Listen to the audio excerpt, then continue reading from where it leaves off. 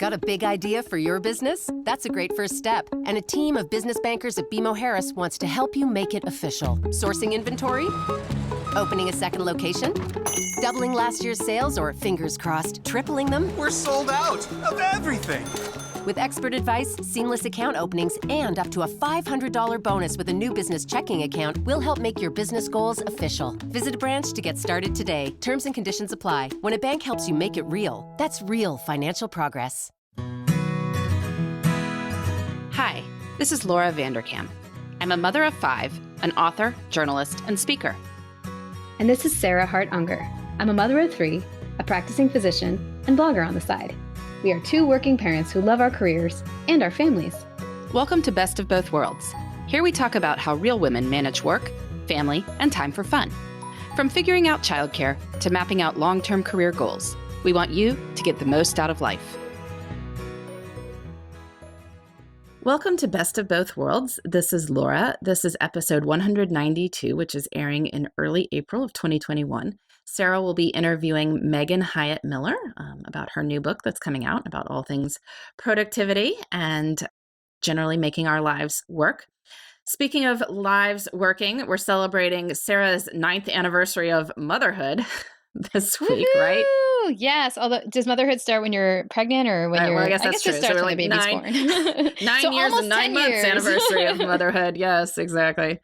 So happy birthday to Annabelle. Yes. I mean, I feel like 9 is interesting. Like I was just reflecting on, when do your kids become tweens? And I'm not sure 9 is the answer. But then I was also thinking from my pediatric endocrinologist perspective that perhaps girls should be called tweens before boys do, because typically they do go through puberty earlier than boys. And we are not going to discuss our own children's puberty on this podcast because that would be mortifying for any parties involved. But I am a pediatric endocrinologist, so I watch hundreds of kids go through puberty.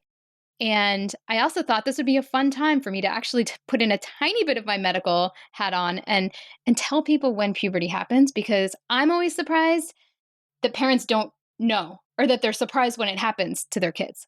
Well, because the parents presumably went through it at some point. So are they confused about the other gender child? Or I think there's that. Yes, Men never remember when they went through puberty. Yeah. People always remember the last part of puberty. So women remember having their period, and men remember growing a beard and having a voice change. But what we forget is that puberty is a several years long kind of process. It doesn't just go from a tiny breast bud to cycling in 3 weeks or something like that. And sometimes I think parents have that idea in their head as well, which is why we'll get absolute panic because they, stat appointment, my 10-year-old has a breast bud. It's that is the definition of normal. There's nothing going on here. I've even had people have their pediatricians do ultrasounds on a breast bud in a 10-year-old girl. It's what are you doing?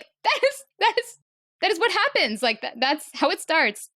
So I guess this is my soapbox to say that it is actually normal for girls to begin the process of puberty, which usually starts with small amount of breast tissue, sometimes a little bit of hair growth, around age 8. Now, that is not average. That is the earliest acceptable of normal. And if it's happening before then, or if it's rapidly progressing, I highly encourage you to seek advice from an expert, such as your pediatrician, or ask for a referral. And there is usually a family component. So if the parents mature earlier, usually the kids are going to mature on the early side. So the family history is helpful. But 8 is kind of the earliest acceptable limit of normal for girls, and 9 for boys, although I still kind of get nervous in a 9-year-old boy because it's pretty uncommon. That's a pretty young age. But by 10, that can be normal in boys. And the boys first, I wonder if kids are listening to, whatever, they can hear anatomy words. But when you have a little bit of testicular growth, that's usually the first very subtle sign of male puberty. At that age, your kids may not be showing you those things. So you may not be aware when it's happening in boys, actually, but their pediatrician may check it at the checkup. And then you'll see things like odor and body hair growth and all that kind of stuff.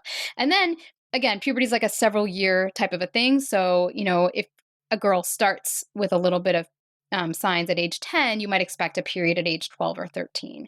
So there is kind of some time between that. A 2 to 3 year gap then exactly. between that. Exactly.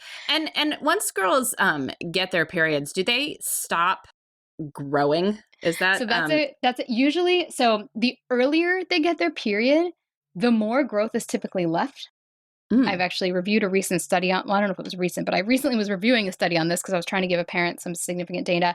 If a child has early onset of their period, which is called menarche is the fancy word for that, like at age 11 or 10, you often can expect 3 to 4 inches of growth. If they're on the late side, it's usually more like 2 inches of growth.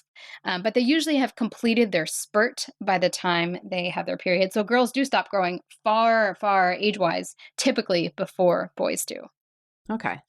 And in terms of sort of the normal age range for boys, you said like 10 was really on the early side.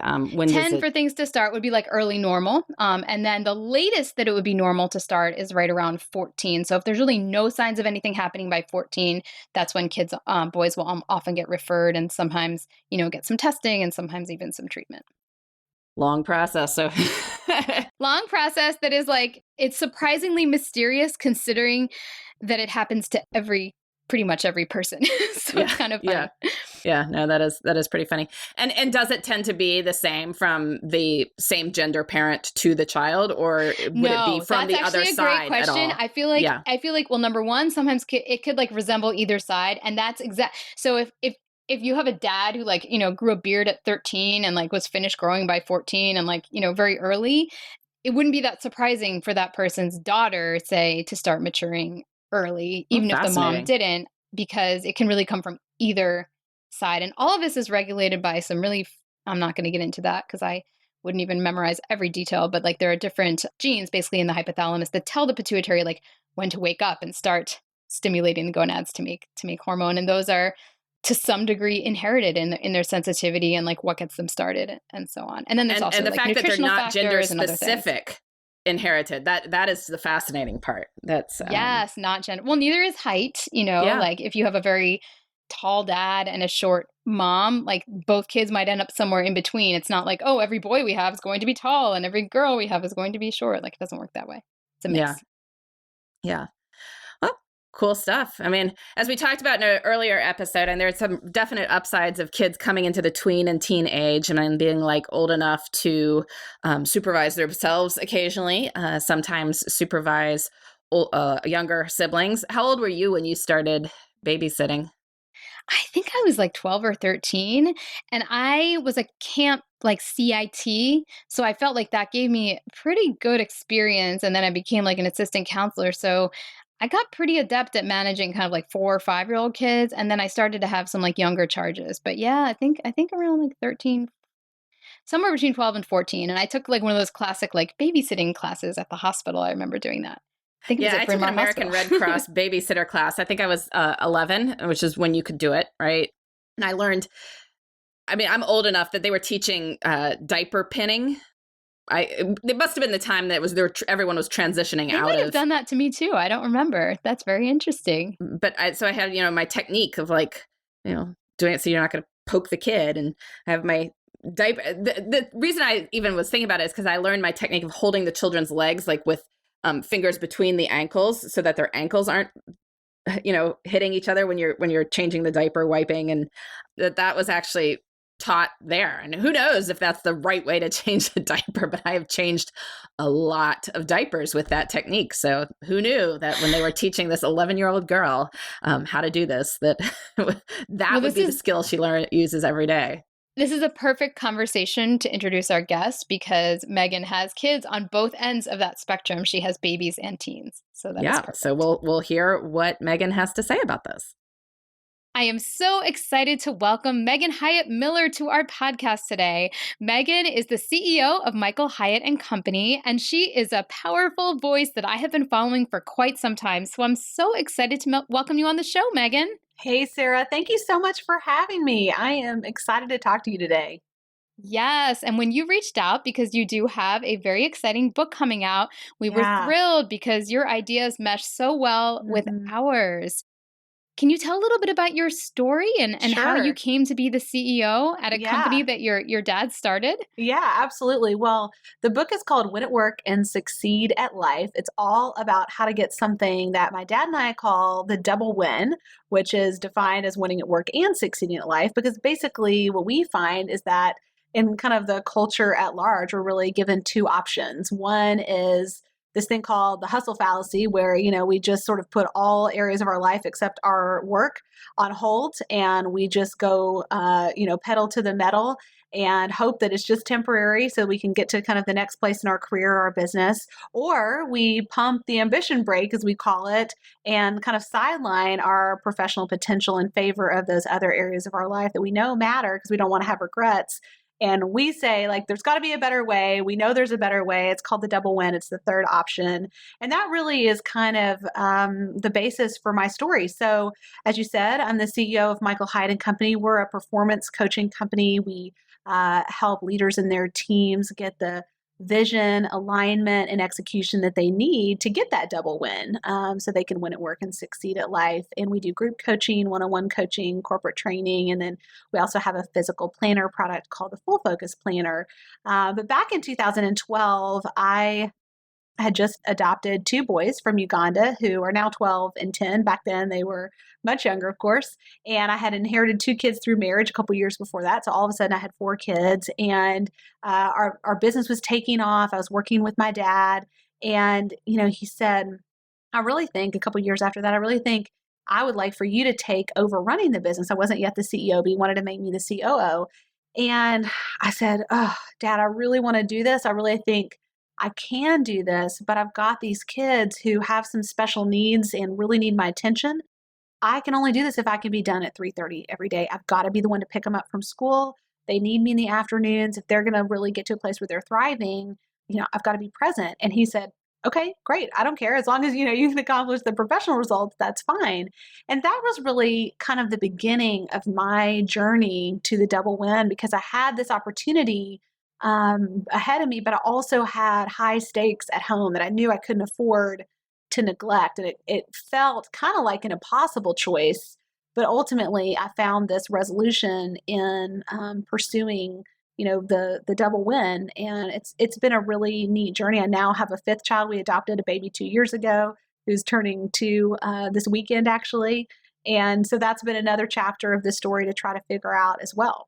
A little girl, I think. Yes, super cute, Naomi. right? Yeah, she's so cute. I have seen pictures. They are worth seeing. She's very busy right now. I have to know, was this something you always envisioned for yourself when you were younger growing up? Did you think you would be more at home? Did you think that, because your model was that I think your mom stayed home and absolutely. but was very busy and very active. Totally. But yeah, I mean, my parents had very traditional kind of roles in their marriage. I didn't know any women who had significant careers. I kind of grew up, I was born in 1980, so kind of a lot of stay-at-home moms at that point. And I have, lots of great friends who are stay-at-home moms and totally killing it at doing that. But that was really the only option that I saw. So it really wasn't something that I had thought a lot about until I was in college. And then I really kind of struggled with it because I knew I wanted to have a family.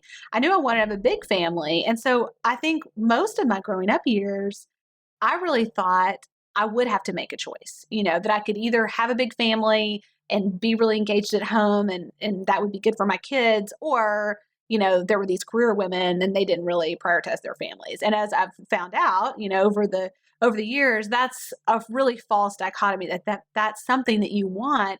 It is possible to do both, but it takes a lot of intention, a lot of vision for your life and what your kind of non-negotiables are going to be, which is something we talk about in this book, Win at Work and Succeed at Life. Something that I've worked really hard on myself to make it possible to do both well. Not perfectly, by the way, but well, because perfection is an illusion. It's important to say that, I think. And perfection sometimes can be the enemy, I think. Yes, absolutely. What would you say? I feel like there's this popular narrative that Laura and I have talked about a lot where you get to a really hard phase in parenting and everything just seems unmanageable. And at that point, a lot of women do kind of understandably choose to decide to turn around or throw it or take a break. What did you ever go through anything like that? Or what would you say to someone going through that kind of a dilemma? Well, I mean, I've gone through that several times with 5 kids. You can imagine, we have our children are ages 20 to 2. So we really have children at every single stage except newborn at this point. We've got people launching into adulthood, going to college, going into middle school, elementary school, and toddlers. So we've got it all. I think several times that's happened for me. I remember at one point my boys were really having a hard time. If you're not very familiar with adoption, if children are available for adoption, there's usually a lot of hard circumstances kind of leading up to that, a lot to heal from on the backside of that. And I ended up needing to take a leave of absence for a month at one point a few years ago to really do some intensive work with our kids and really help them. And I wondered at that point, could I keep it up? Were their needs and the needs of our family going to kind of dictate that it was time to step away? I didn't want that to happen. And then again, when we adopted 2 years ago, I took a 3-month maternity leave as the COO of our company at that point, with a daughter who was in the NICU for, 15 weeks. And so we joined her at about 5 weeks in. She joined our family. And so, that was a whole thing too. And then she came home and she had some medical needs as well. So, I think that's a question that I have asked many times. I think what has enabled me to keep going, number one, is asking for help and building a team around me on the home side, which I've done at various levels throughout my career as resources have allowed. As simple as having family members help all the way up to having employees in our home helping at this point, which is really great, but there's all a bit at every possible stage of that. But I've also had a real clarity around what was my unique contribution, both at work and at home. Where did I really do the high leverage work, meaning I got a disproportionate kind of return on investment, to use business language, on my contribution in our business, but also in my family. So for example, I have determined one of the most important non-negotiables for me is I want to sit down at the dinner table with my kids 5 nights a week. It's not a non-negotiable for me that I have to cook. It's not a non-negotiable that has to be on real plates. It's not a non-negotiable that it even has to be necessarily healthy sometimes, but I want my kids to remember that we sat at the table. And so I have really planned around that and been very intentional. Other things are not important to me. It's not important that I go to every doctor's appointment. It's not important that I go to every meeting at school. My husband and I share that. Sometimes we delegate that to babysitters or whatever. But there are certain things where I know it's really important for me to be the person there, and I don't want to miss those moments. And I think that clarity gives me the freedom to keep going and keep pursuing my career and make sure I'm not missing the moments that matter most to my kids and to me. That is so interesting. And I love that you even mentioned like doctor's appointments, because sometimes I think we have to, some of us get in like, we have to follow some certain script, like, I'm supposed to do this. I'm but the mom. There is that moment where you can sit back and question, well, wait a second, actually, like, where am I most useful? Where am I most valuable? Right. And so I love that. That is fantastic. Yeah. Can you name 1 or 2 things, well, maybe in addition to doctor's appointments, that you have chosen to not do because they don't add a lot of value, either at work or at home, or both? Totally.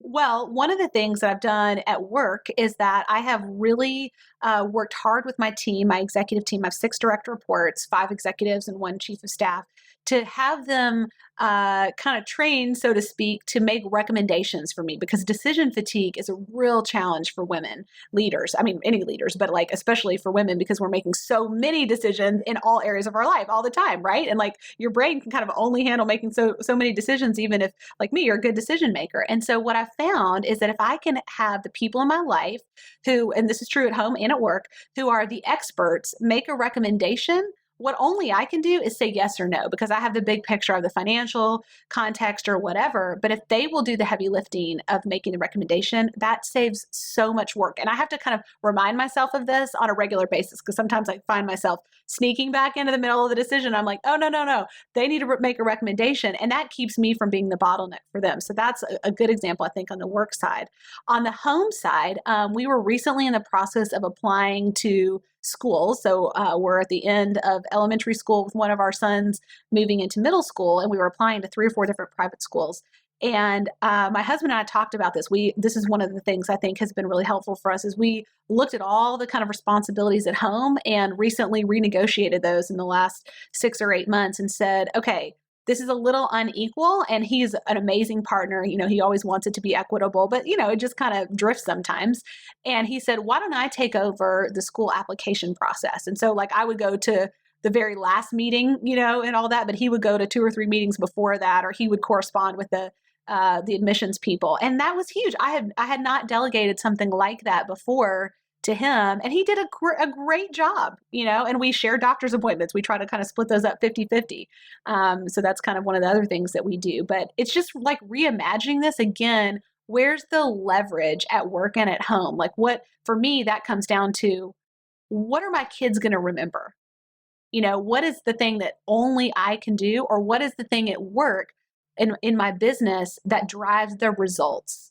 And what else can other people do that they can probably do better than I can?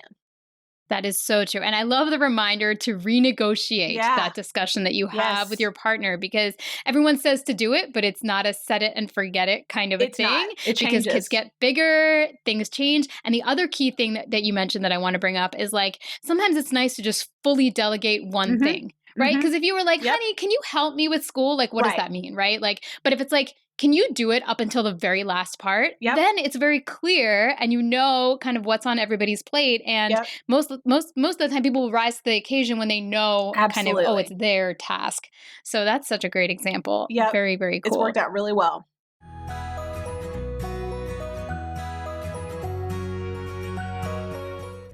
Hey, listeners, is anything interfering with your happiness or preventing you from achieving your goals? If so, BetterHelp can help. BetterHelp will assess your needs and match you with your own licensed professional therapist.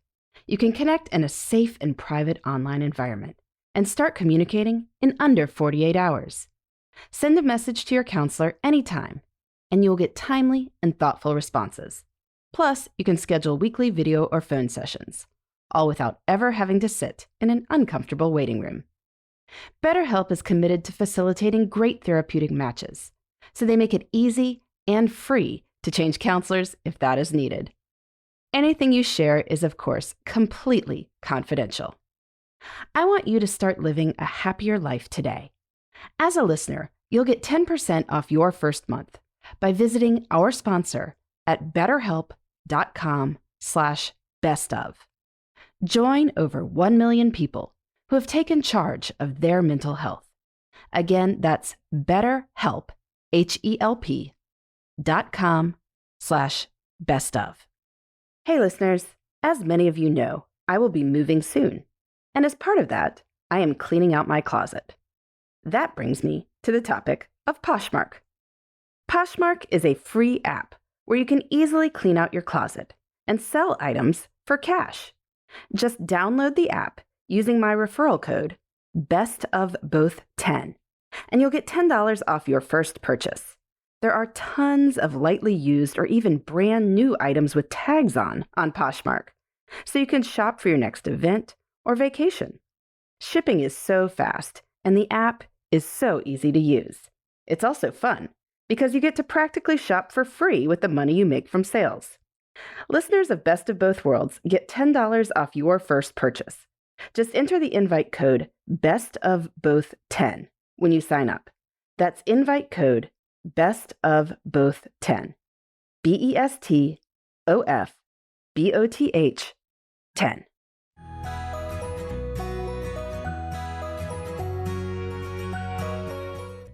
What would you say this is a random parenting question, but I'm often curious to ask this one of people that have kids that have, like, you've been through every stage of parenting now, like multiple times. So what are your favorite stages, and like anything you're especially looking forward to or going to miss? Yeah.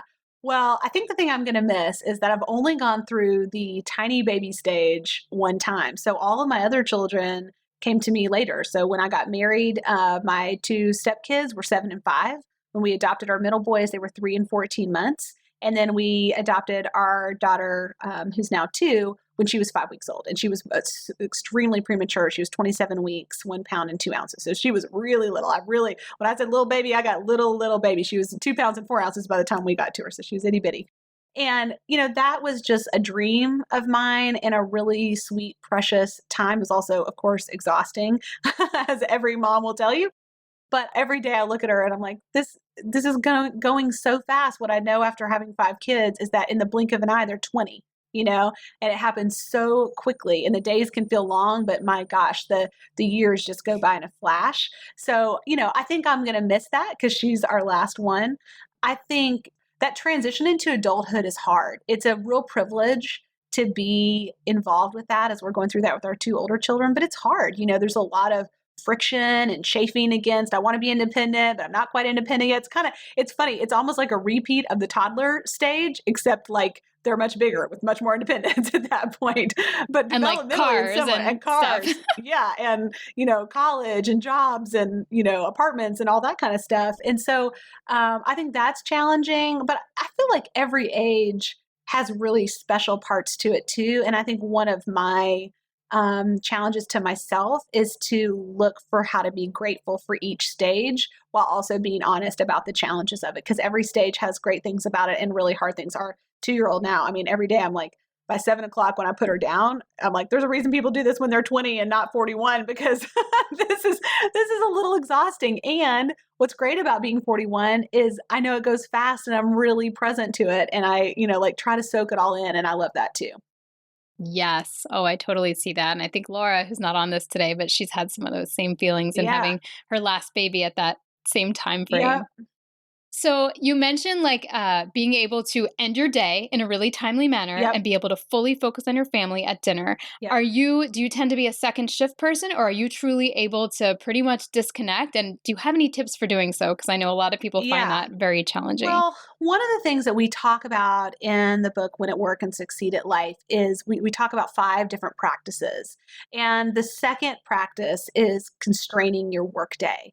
And, when we brought our boys home and I was looking ahead at, becoming the COO and decided I could do it, but I could only do it if I could be done at 3:30. What was amazing about putting that constraint in place is that it really forced all kinds of other decisions around what was high leverage. I keep saying that phrase, but what ultimately was going to deliver like the maximum amount of results in the minimum amount of time? What was the unique contribution that only I could make? And so I think one of the things that happens when you put constraints in place, and by that I really mean hard edges. So what time you're going to start working, what time you're going to end work, and then what you're going to do and what you're going to allow in the off hours. And for me, my constraints are 9 to 3. I don't work before 9 and I don't work after 3 about, 85 or 90% of the time. Of course, occasionally, there's some HR thing that comes up or some emergency or whatever I have to deal with. That's pretty infrequent though. And then when I'm not working, when it's not those hours, I don't work at night. I don't work on the weekend. I don't work on vacation. Again, about 85 or 90% of the time. Of course, occasionally emergencies come up. What that does is it forces you to make better decisions in the time that you're working. You're not doing things that are not high leverage. You're really doing the things that drive the results. And that's, it's funny, this idea of the double win is not just kind of a work-life balance idea, which sometimes I think gets kind of poo-pooed either because it's disappointed us or it seems so unattainable. This is really a strategy for high performance at work and at home. And what we have found in our business is that, and with our clients, we have about now 700 small business owner coaching clients that come to us once a quarter. And when they put these constraints in place, their business results increase, their effectiveness as leaders increase, and certainly their personal lives improve in terms of their health and their most important relationships, et cetera, et cetera. That is so cool. Although it doesn't surprise me because it's true. You never are more productive than when this is the time you're going to leave. This is the time you're going to, and everything's going to fit in the middle. So all of the dead time is kind of cut out. So that's fantastic.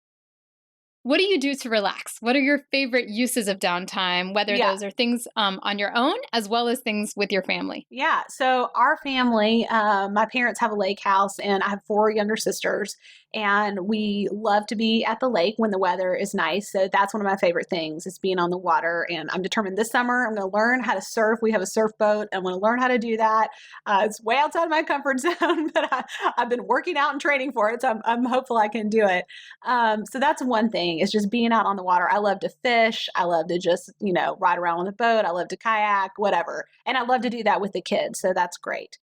Probably one of my favorite things to do. My husband thinks he just gets a kick out of this, but I love to just sit like quietly in my room with a stack of magazines. Like if you see me going on a trip by myself, which I have not, of course, done in a long time, I always make stop by the bookstore at the airport and I get a stack of magazines and I'm like, I can't wait to get on the plane and read the magazines. That's one of my most favorite things to do. I also love to cook, especially on the weekends when I have a little more time. I'm not doing that quite as much as I used to. with my 2-year-old daughter because she wants to be held all in the middle of that, and so like last night we were measuring out the rice together. It was really exciting, but I love to cook. And then I'm going to take up piano this year. This is going to be kind of like a new hobby for me. This is one of the things we talk about in the book is the value of non-achievement. And I think especially for women, this is hard. This is like, how do we possibly have time for any of this? I'll have to do this, when my kids are grown and gone. But even just if it's 15 minutes a day, just something for yourself where you get to cultivate and nurture a part of yourself that is not related to work and it's not related to your kids, I think is hugely valuable. So I'm going to do piano lessons, which I haven't done since I was like 10 or 12 years old, and learn to play the piano again. I love that. That is such a great answer. Yeah. And you covered all the realms: family, home, cooking, piano, right, art. I love things. it. And the stack of magazines, that's like simple pleasures. Isn't I it? love it. I love it too.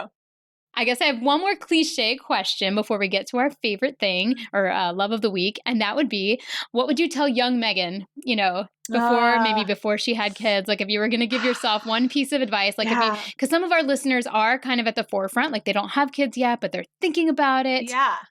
Other than to read your book, what would you do? They should do that too. But what else? That would be great. I would say that you can do anything you want, but you can't do everything you want. And what I mean by that is, I think when you have vision for your life and you take the time to get clear on what do you really want professionally? What do you really want for your personal life, for your health, for your relationships, for your impact in the community, maybe your spiritual life, those things. I think there's always a way to make those things fit. Everybody has the same amount of time in their week, and I think it's possible to make those things fit and have a really satisfying life. It's not possible to do it all. That is a complete lie, and it makes a lot of us feel really badly about ourselves, and it's not helpful. But you can do the things, there is enough time to do all the things that matter to you really and truly, but in order to do that, you have to get clear. And I think if I could go back and tell myself that, and also tell myself to be brave in pursuing those things, to believe that, and know that the resources, the kind of creative solutions, all those things would present themselves if I just kept going and stayed committed to that vision, it would be possible. I think sometimes we take the exit ramp too easily and we give up on our dreams for our life, and it's sad. That is perfect. That is great advice, and I'm sure our listeners will take it to heart. Okay, are you ready for your love of the week? I am ready. Awesome. Okay, I'll go first just to give you another minute. Okay. Mine would be the Kids America's Test Kitchen Cookbook, because my almost 9-year-old is now getting into cooking, and the recipes in there are they're written in a nice, simple way, but they're America's Test Kitchen, so they're like really, really I love solid. America's Test Kitchen. And we made some like legit brownies the other day that I am still enjoying. So if you have kids interested in cooking, the America's Test Kitchen Kids Cookbook. I'm ordering that. I don't know about the rest of you guys, but I'm ordering that.